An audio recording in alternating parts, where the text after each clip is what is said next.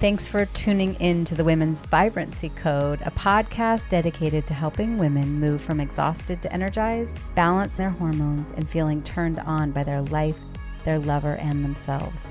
I'm your host, Maraya Brown. I'm a Yale and functional medicine trained women's health expert, midwife, mom, keynote speaker, and self-made entrepreneur. I'm the founder of my signature program, the Women's Vibrancy Code.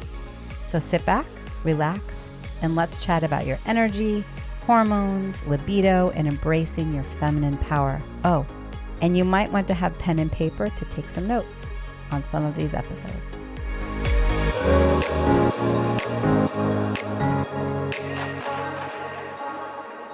Okay, let's get the show on the road. I love it. I am so excited for this interview because we get to talk about trauma.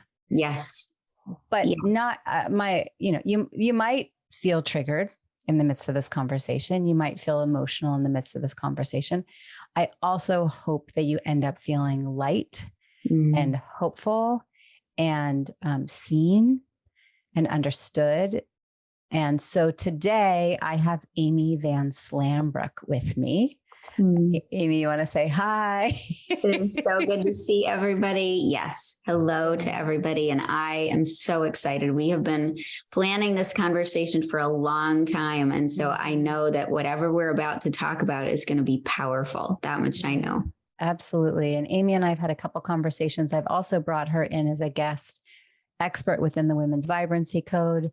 And I know that for the women in my inner circle that were there or watched the recording, I've received some really thought-felt thanks from those women. So let me read her bio and let's get the show on the road. So once again, we're going to be talking about trauma, how it affects our health, our relationships, our days, and some simple steps to address it. Amy Van Slambrook is a licensed psychotherapist and certified leadership and relationship coach. She helps high-profile women and couple CEOs, entrepreneurs, and leaders to reclaim and elevate into the most aligned and powerful version of themselves in their business, relationship, and life by doing deep healing and transformation at the soul, mind, and body levels. I imagine it's also spirit. I know that you're a very spirit-led woman. With 30 years of professional experience in psychotherapy, coaching, executive leadership, genetic and psychological research, functional medicine, and entrepreneurship, wow, as well as her own 35-year personal journey of trauma healing and personal development, Amy brings vast experience to her work in post-traumatic growth and holistic wellness and empowerment. She is sought after speaker, podcast guest, and host. You host your own podcast? I didn't know that. I do. It's just launching. So yes. I'm so excited. So what's it called? We'll be talking. It's called Elevated Conversations. And so I will be connecting with you because we have nothing short of elevated conversations, Maraya. Yeah, absolutely. And for those of you listening in the Women's Vibrancy Code podcast, obviously you're in the podcast world. So stay tuned to Elevated Conversations by Amy Van Slambrook. She's also a published author. And Amy builds her life and work on a strong foundation of faith. So Amy, lovely to finally have you here. Okay, so we already had a nice juicy conversation off camera. You know, I think just to continue that, and then let's get into, this is already the interview and it's happening exactly as it needs to happen.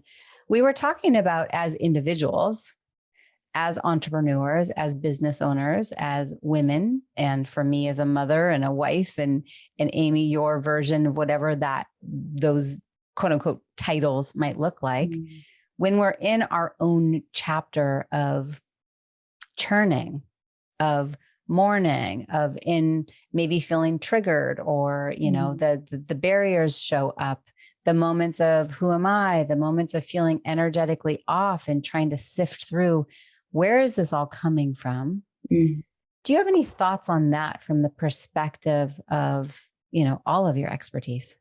Yes. Well, I have lots because I've been blessed with a journey that has been full of churning of my own and self-examination and challenges that took the form of traumas that were actually extraordinary opportunities. And so one of the things that you and I were talking about, Maraya, is the power of our own experiences to transform the journeys of other people through that connection and appreciation and that validation of our collective experiences. Anytime I have gone through anything, sometimes I go through these moments of confusion. Why is this taking so long? What is this about? This doesn't seem logical. And, for me, my conversations with God are active and all the time. And so that's how I will refer to that part of my life, whatever that is for you in your life. But as I've asked God, what is this about? I've never been a why me person. I've always said, why not me? Because that's just how I am. And I've always been taught that anything we go through is serving a larger purpose. And so as I've gone through those things, I've asked God to show me, what is this about? And he has said, often using our own language, being real and vulnerable to safe audiences about what we're going through is often the greatest form of connection and validation, because we don't know who and who isn't going through a similar experience. But often our very words are exactly what they need to hear to validate what they're struggling with as well. Mm-hmm. Trauma cuts off the blood flow to the language center of the brain.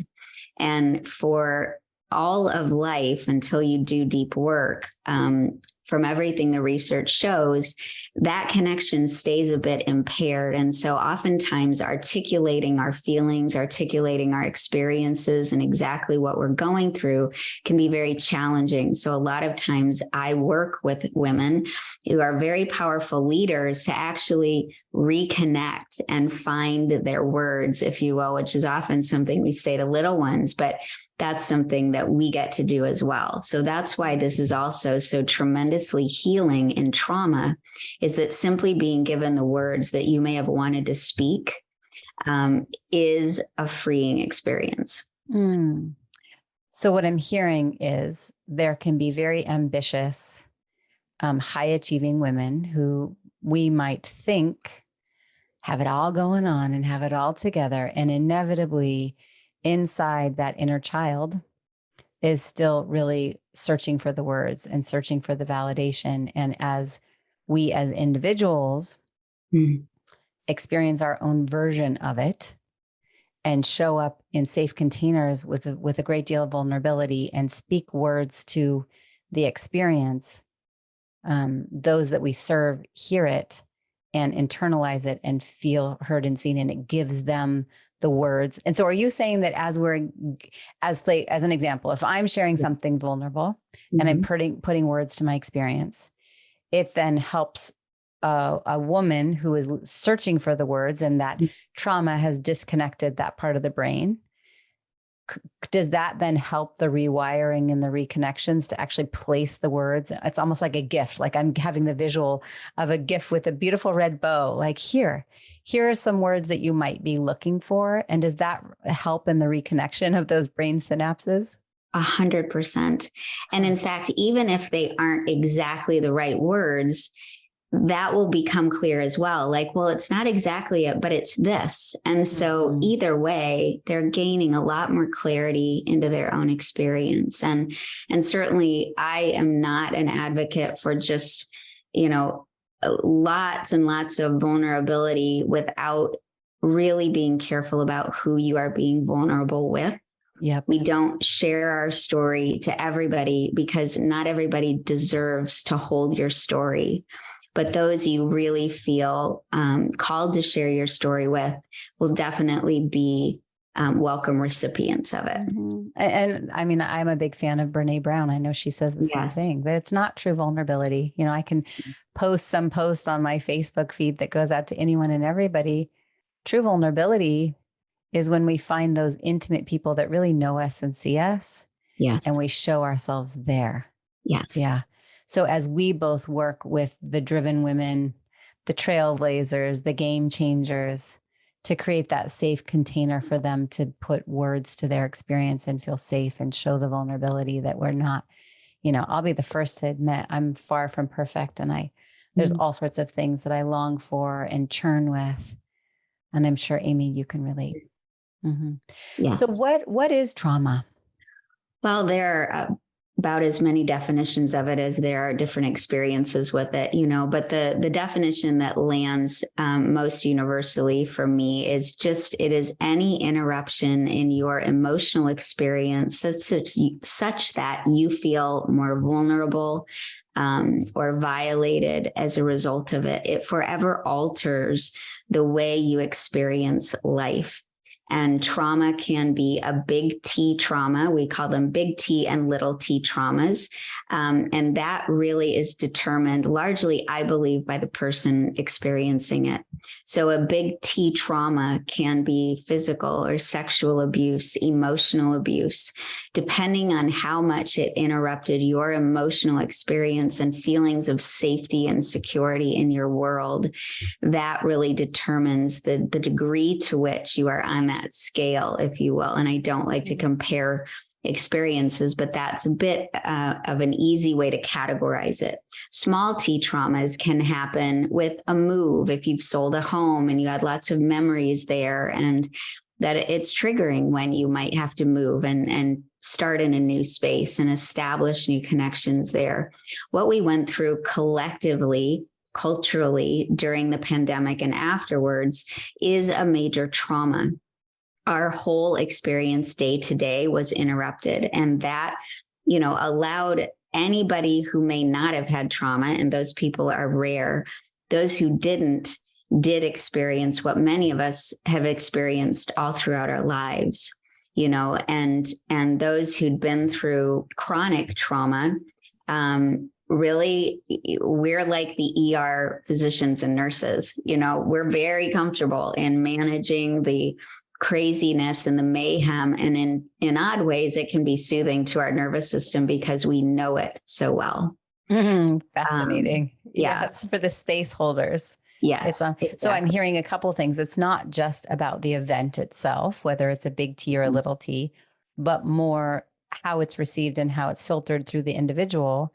Yeah. And some people have much more resiliency, or almost are born or created or cultivated to diffuse it. And it almost serves them because it's such a familiar space. Yeah. That's fascinating. But it's almost like self-deprecating. Mm-hmm. Yeah. For you in particular, I mean, you support women specifically through trauma. And so what I'm hearing is it might be a really familiar, is it almost a safe space for you to be diffusing others' trauma on a regular basis? It's a known space. I will say that. And it's been a journey.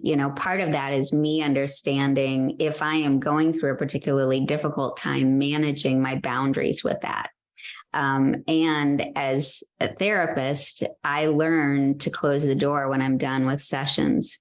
It would be really, really not only unethical, but it actually robs my clients of their experience if I take on it myself. If I take that on, and I'm a high empath and sensitive person, so I'm in it with my clients in a very deep and powerful way that's hard to describe often, but I literally I see things and am given a vision for things, and that's a powerful thing. But I've also learned, in order to manage my health, I close the door and I give them the privilege of being alone in their experience with it after our time is done. Right. I'm always there for support. But when we rescue people, when we try to take on their experience too much, we also starve them of the benefit of going through the churning, of going through the wrestling. And that's really where the largest degree of empowerment is built. When they learn to come home to themselves, when they learn to pay attention to their inner child and their inner wisdom, it's reconnecting that personal integrity, because trauma robs that really powerful force. Yeah. It reminds me when my first job as a nurse practitioner, when I first finished at Yale, was at a federally funded clinic. Wow. And, I had received a full ride scholarship, which is a federal scholarship, and I had to repay it with 2 years of my time with some of the most disenfranchised patient population, homeless, on drugs, really in difficult scenarios, and just holding space for 10 hours a day for women that were really in a hard spot. Yeah. And trying to figure out how to help them along their health journey and their pregnancy journey and their women's health and their menopause. And I would come home and remember noticing how exhausted I was at the end of the day. And I had to go, all right, there has to be this very clear, definitive, I am here to support you. And I'm also not taking it on for their sake, for my sake, and also for the sake of the next patient that I would see. Yes. And so I developed, like, in each patient room, I had a bell at the top. So then when I'd open and close the door, the bell would ring and it would remind me, and I would close the door and take a breath and just leave that there, because I'm not going to take in their story and their trauma and their disasters in their health over into the next room, when maybe I'm seeing one woman who's just got diagnosed with cervical cancer. And then the next woman is beautiful and pregnant and her just entering her second trimester. So I imagine for all of us to be able to go, I'm here for myself. I'm here for the people that I serve, my friends, my community, my coworkers, my children, whoever, my clients, whoever it may be. And I'm not taking it on. At the end of the day, it is their responsibility, for the sake of what did I allow them to be in it. Yes. Allow myself not to take it on, and also protect the next client that we're seeing. Yes. How do you see, when it comes to the clients that you're seeing that are really in it, processing their trauma, how do you see it impact their health, their mood, their sleep, their relationships? Can we talk through that lens of health for a little bit?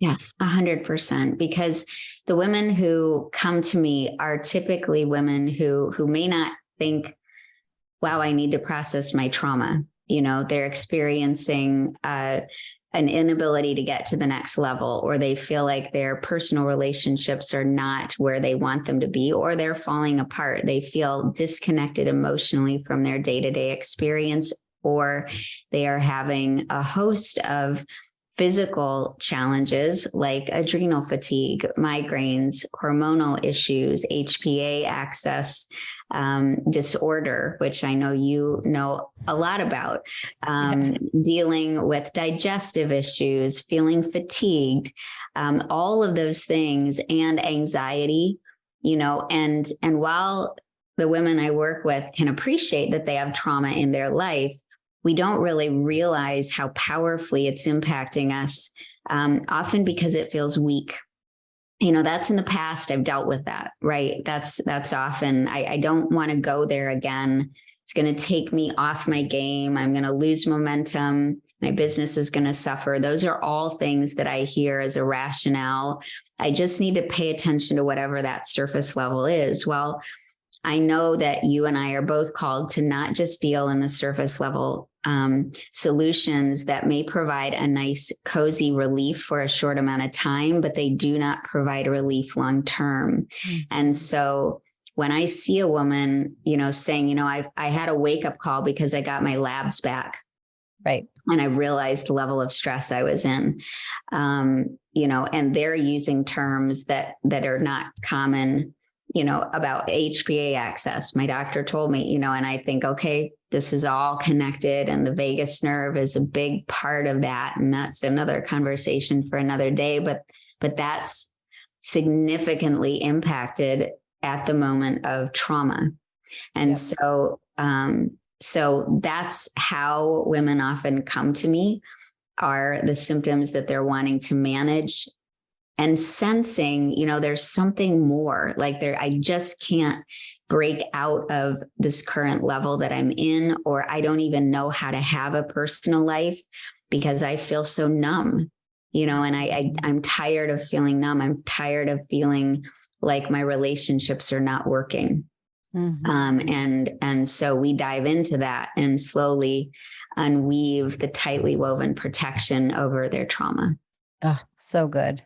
So HPA axis, for those of you that are wondering, hypothalamic pituitary adrenal axis. So many of the symptoms that she's referring to, the fatigue, the insomnia, the irritability, the tired, the anxiety, the sadness, digestive challenges, hair, skin, and nails, can't lose weight, can't put on weight, anxious, can't live on caffeine. All of that stuff is HPA axis. And the beauty, I love that you bring that up, because the pituitary and the adrenals, we can directly impact with nutrition, lifestyle change, supplementation.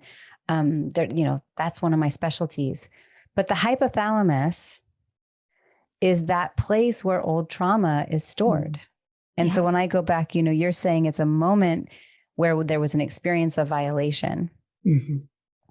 And the more we push down those emotions and don't actually allow them to be expressed and be seen, we can have the most spectacular nutrition and all the supplements and all the testing, but those three, the HPA, they are a very tight knit team. They cannot function without all three.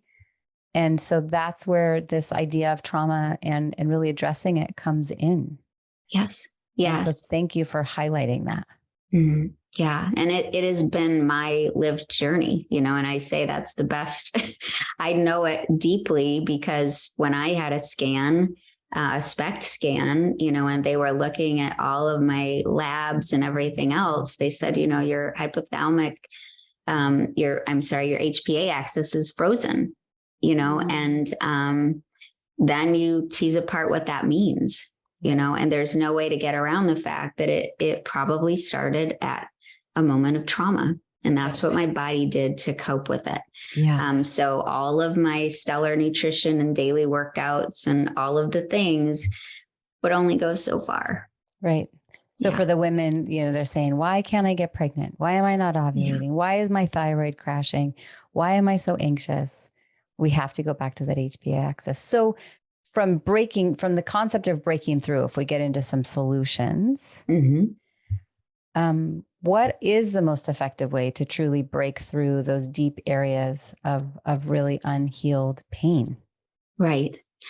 Well, the first is to honor yourself for recognizing that there are areas that need healing, that get to be healed, because when there is shame connected with it or any kind of apology, there's an immediate minimization and almost a re-traumatizing of it. It takes a lot of power to come forward with vulnerability and say, I can't do this alone. I am not handling this in a healthy way because it keeps coming up and keeps coming up. And when you keep doing the same solution and getting the same result, that isn't a marker of wisdom, as Einstein has so powerfully reminded us, that is, we cannot keep doing the same thing and expect a different result. Otherwise, that's a mark of a lack of wisdom, shall I say. And yet we try that as, if I just try a little harder. So my first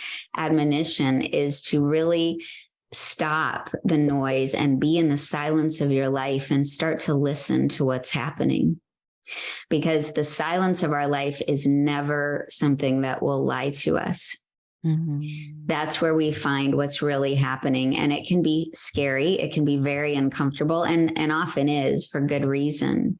And when you listen in and when you're aware of your pain, then it's really honoring that you can't do the deep, deep work by yourself. There are some healing things that you can do. I believe in sound frequency healing, and I wrote a great inner child program on a healing app that is very powerful. That can help literally rewire some of those neurotransmitters. It soothes your central nervous system. And by doing so, you're also soothing that inner child. They're very much intertwined. Also really taking the step to honor that the investment that you make in your mental health and your emotional health and your spiritual health and your physical health is actually never a luxury. That's a necessity. And I think those are some fundamental first steps that are necessary. I think there's also paying attention to some of those basic things, like, are you hungry? Are you angry? Are you tired? And when we equip ourselves, then we're better able to connect within that inner wisdom, but when we're operating on fumes, we can't expect ourselves to get a good result. And I am so appreciative that you brought that in specifically, because when I think of trauma in the root area, our pelvic region, there's often, and let's call a spade a spade. Statistically, they say 60% of women have some history of sexual abuse. Yeah. My guess is it's higher. And what I often see a pattern of is women will there's like the block in the cues of I'm thirsty, the cues of I'm hungry. There is a disconnect. And I think it really does come back to trauma, specifically in that area of the body where they forget to eat, or they overeat, and the relationship with eating and hydration feel like they get impacted. Do you feel like you've seen that? Oh, 1,000%, 1,000%. And even retraining that is a hard task. It's just, we go for visual and tactile cues to help trip that autopilot response so that our body, even kinesthetic things, a bracelet, a necklace, when we attach a message to it, can give a powerful behavior changing impact. If you are someone who numbs and you can go like 12 hours, haven't had a bio break, haven't had anything to eat, and I'm going strong, because our brains emit chemicals to help us survive. It isn't a healthy thing. For many, it's adrenaline, and things that we override to try to keep going, but it doesn't provide for longevity, and it's certainly not healing, and it's not allowing a quality of life. And I think, the first step in my own trauma, because I never would have guessed that I had trauma. I didn't grow up thinking, oh, I have trauma. It was when I almost passed away from an eating disorder. I was working my corporate job, doing all the things, and I got on the scale and realized I weighed what I did when I was 9.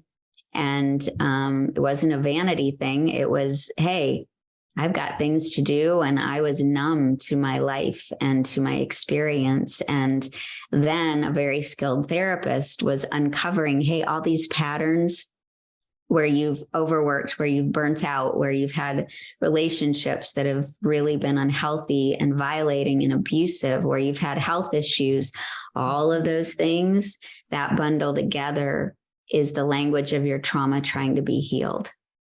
Yeah. And I'm like, trauma, that's something other people have. Mine wasn't that bad. That's what every person says. Mine wasn't that bad. There will always be someone who had a worse experience. That doesn't take away the validity of your own. And that's when I started to really connect all of these experiences to my felt experience and to my body that for years had been crying out, but we didn't, this was the early 80s and late 80s and early 90s. We didn't know, and now we know so much more. There's one word that you said that really jumped out at me, and that's the concept of longevity. Yeah. I feel like we live in this world where, I don't know about you, but women are coming to me, they're wanting to address the stress, the burnout, the exhaustion, the hormones, the perimenopause, the menopause. And many are accustomed to quick fixes. Yes. I have a headache. I take an ibuprofen. It's gone. Can't you just give me the next pill? And so I imagine, and sometimes, yes, there can be quick fixes just to limit the symptoms for now. But for me, I go, and we also get to look underneath the hood. Yes. We get to go, well, why are these symptoms popping up in the first place? Why is this happening in your life? And so I'm guessing that you might also, I don't know, do you feel like in your world that there's this initial propensity to just go for surface level solutions that are going to give quick fixes, but really fail to help the long-term game? And how do you navigate that in the way that you support your clients? Right. 100%. This is one of those things that I could spend hours talking about, because our culture is very, we love speed. We love, I call it hydroplaning through life. We want the next fix. We want the next. Although hydroplaning is not easy. Right. No, it isn't easy, but it's fast. Right. And we get a rush out of that when we're going quickly. You're right. It isn't easy, but it feels like it'll get us from here to there more quickly. Right. Rather than taking this long road of the topography, if we continue that metaphor, and really understanding and being in our own worlds. Mm-hmm. And quick fixes can provide relief in much the same way eating a bag of any sugary candy can. It'll make you feel good for a little while, and you'll feel like you satiated your hunger. And then pretty soon you will bottom out and you will crash more deeply than you did before you had the sugar. Yep. And so that's really the value of doing the deep work. And I tell women who are concerned, I can't be off my game. What if I can't function in my business? What if I can't take care of my children and my marriage? And there are so many what ifs. What if I lose my edge? That's a big one, because we think that angry edge is so essential to wherever we're driven to and whatever we're trying to accomplish. And yet what God has shown me so many times is that hate is never the way to change and transformation. Love is the only powerful way forward. And so is a deep, deep foundational solution that addresses things at the root. The problem is, even women who are offering that in all of their good-heartedness, if someone has not gone through the rigor of honoring the sacredness of your soul, that they have trained themselves, that they have the certification and the training and the experience to handle whatever comes up with your trauma, they do not deserve to hold your soul. Maraya did not get to the level that you've gotten to, Maraya, by going to a weekend course. Mm-hmm. This was a devotion of years of investment of your own time, your own life, your own study. And I have had the blessing of doing the same thing. And that's something that I really want to caution people about. Yes, mindset coaches and spiritual coaches can take you to a certain level, but people don't know what they don't know. And there are literally legal implications of those who take on trauma, who are not skilled, who do not have the documented formal training and experience, because all kinds of things can come up that people are not aware of. And so that's another word of caution, because they can offer what seems like a really alluring solution. Well, this person can help me in 12 days and it'll be great. And the problem is that they don't know how to hold your soul, and they don't know that they don't know how to hold your soul. And oftentimes it isn't necessarily the length of time, but it is about the surrender in our process. So I go deep, and I go deep very quickly, because that is the most loving thing, but it's never something that feels invasive. Your soul is the best guide to your journey. And it feels a little bit, it's a little bit disconcerting because we pay attention to where your soul is leading, but that there's a whole method to my process that's really about addressing things way down at the source, way down at the roots. Well, and that's where we can have deep healing. Let's talk a little bit about your methodology and philosophy, because I agree, especially since the pandemic, there's so many people that are popping up online and new experts and new coaches. And yes, I invested heavily for a 3-year master's degree at Yale, and I do my continued medical education every year. I've been attending births for now 20 years and running the women's health for 17. I don't take that lightly. Mm-mm. And I am a constant student. Yes. I will never say that I am the expert or I've arrived, because there's always more. And I have my own personal journey to be working through, not, obviously from trauma and mindset and nutrition. And, I'm a year older and my children are a new age and my sleep is changing and my sexuality and my relationship, like we're ever evolving beings. And I think I remember hearing you say, didn't you study with the Body Keeps the Score, Baron Wanda? Mm-hmm. Yes, Van der Kolk. That's a big deal. I imagine. I mean, you really, just reading your bio, holy macaroni. And so you've studied with some of the best. Mm. Would you talk a little bit about your methodology, your philosophy, and also how do you serve your clients? Is it all one-on-one? Is it a group setting for the people that are leaning in and saying, wow, maybe you're right. Maybe I do actually need to address these underlying emotions and moments where I've actually felt violated through my own lens. And no matter what it was, that's the big thing I'm hearing you say. It's not about the actual event. It's how you filtered and received the event. So what are your methodologies and philosophy? Yeah, I appreciate that, Maraya. Well, and I honor the excellence with which you prepared yourself. That is it is such a beautiful gift, I think, that you give every one of your patients and your clients. And that's how I feel. It wasn't that I had this nice plan for the next 30 years of my life. It's how my journey evolved, that I worked with some of these extraordinary individuals and trained with them. And I had that hunger. And I hope I don't think it'll ever go away. Mm-hmm. I don't really think it'll ever go away. And so, I also learned from going through the work myself. I won't recommend or do anything with my clients that I have not put myself through, short of pharmaceuticals. That is where I draw the line. And I'm sure Maraya would validate that.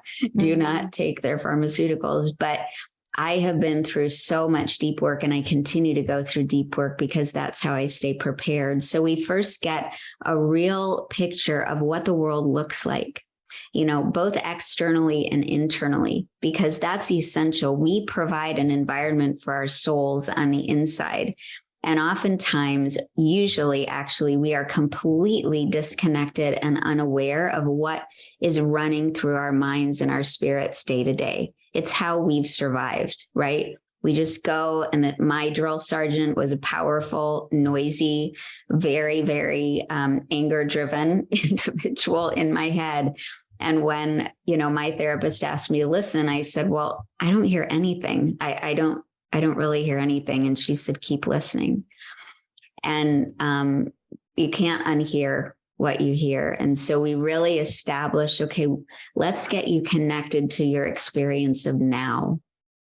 And then we take that down a layer deeper into some of the memories that fed that. Whose voice is it that you're hearing in your head?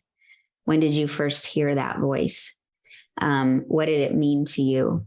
And how is that person still present in your life? Mm-hmm. And we slowly peel back the layers and untie the mosaic, if you will, to really understand how everything filtered together. And then when I go through deep inner child work, and this is something that really only trained professionals should do, as much as inner child work is wonderful, there can be moments of dissociation. And that isn't to scare people to think that they're psychiatrically diagnosable, but it is a way that the psyche copes with emotionally experiences that are overwhelming. And so we can disconnect. We can feel like, whoa, I'm backing out of the room. Or you can feel like you're constantly observing yourself from the third person, and you're overanalyzing, self-doubt, all kinds of things. And so we really navigate, okay, what was that moment, when that happened? And what was the language of that little one? And it's a really deep process that we go through. And usually, and this is something that I am so thankful for, that God has given me a gift to be able to often see into that moment and help with the words to articulate. And then we bring in, we reparent. That's the process. We teach reparenting so that the voice of that inner child is driving everything and is trying to help you survive. And the voice of the reparenting, which is that wise self inside of you, then heals that little one. Mm-hmm. You know, you are worthy, you are loved, and you are safe. Usually very basic things, but whatever it is, it'll hit at the soul level. And so we drive our way down and then we bubble up. All right, how is that showing up still? Where are the patterns? And it can be in marriage, it can be in team, it can be in business, it can be with clients as well. So that's a very quick explanation of it. Mm-hmm. There's two things that jumped out at me. Number one was starting with getting quiet. Yeah.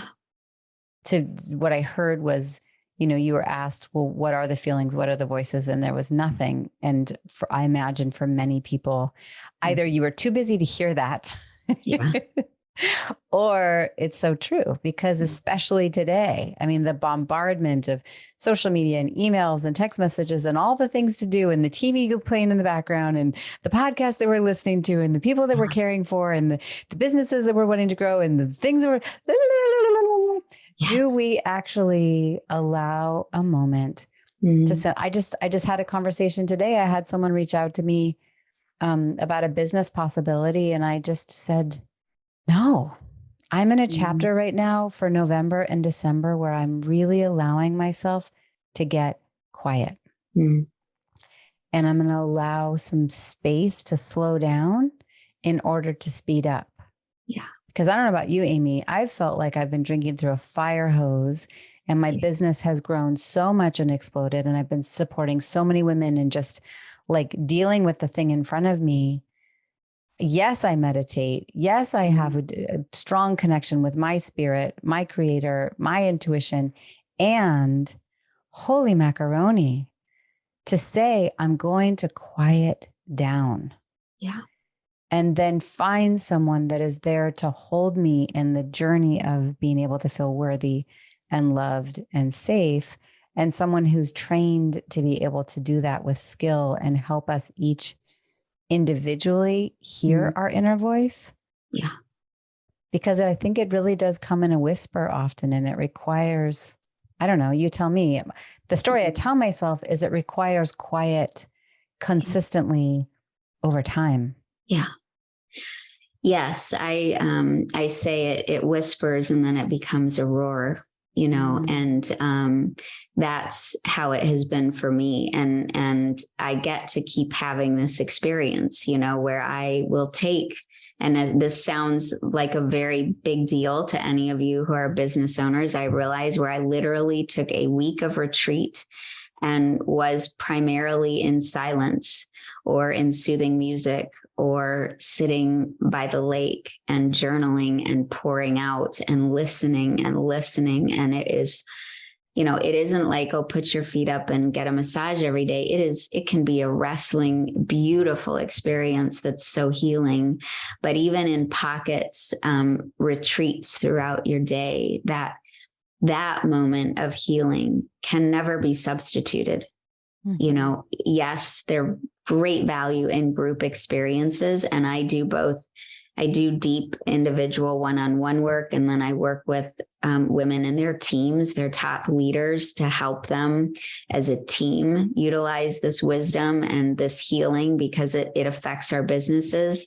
And then I do group, a very select group that's, you know, more focused on, you know, their spirit and their soul, and putting it all in context together and fueling each other's journeys and developing those connections, versus a support group for trauma. That isn't, you know, these are women at the high 6, 7, and 8 figure level. And there's a different level of leadership and challenge that comes with that. And I feel so blessed to be doing the work I do some work with couples, not as much any longer, but it's always a tertiary part of the work that I do with female CEO entrepreneurs in our one-on-one work if they are in a relationship. So yeah, I agree. And I'm learning with every year. I just turned 50. It is the most fantastic year yet. I can say that with honesty.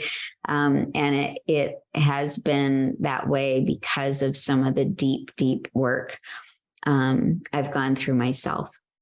But I'm hearing loud and clear that for both of us, we're hungry to work with driven women and to say, yes, you get to listen in. And please don't do it by yourself. Yes. There are tremendous resources to support you both in an individual one-on-one setting as well as group settings, and find someone who is trained with experience and a track record that can be there to support your journey. Yeah. And all of in the show notes and in the description in the Facebook world, you'll see her website and social media handles and all of the relevant ways to reach out to her. Amy, any last parting words and anything specifically that any place where you prefer women to go to as a starting place if they're leaning into your work? Right. Well, Instagram is my happy place. I am the one in my DMs. So if you are someone that just wants to reach out, that's one of the best places to connect with me. But also on my website, I have free resources there. I have connections to, podcasts that I've been on. This one will be on there. And that's a way to plug into content that I really love to pour into anybody who is on my list. And that comes out several times a week. Those are the primary places to connect with me. What I'd say and my heart's admonition to each of you is don't put it off and don't try to do it alone. There are two women in front of you right now who have really given our lives in large degree to the calling that's on our heart, that are ready to welcome you in. And there is never an amount of shame that comes with that. There's honor and there's love and appreciation. And both of our shoulders are broad enough to be able to hold you, because I know one thing about the women we serve, Maraya, they are the ones constantly pouring into others. They are leading others, and they need to be held and led and poured into. And that's one of my biggest blessings in life, is to be able to be that for so many women and to really be that sacred space for them. And what I heard you say is we all need help. Yeah. And there is no shame and there is no need for apology when we raise our hands and say, I am serving and I'm serving many and I'm pouring into many. Yeah. And I also am looking to be poured into, and some support in my own self-reflection. So yes. Amy, so good. I think that we could talk forever. And I feel that way. Aware of time. So with that, thank you. Thank you.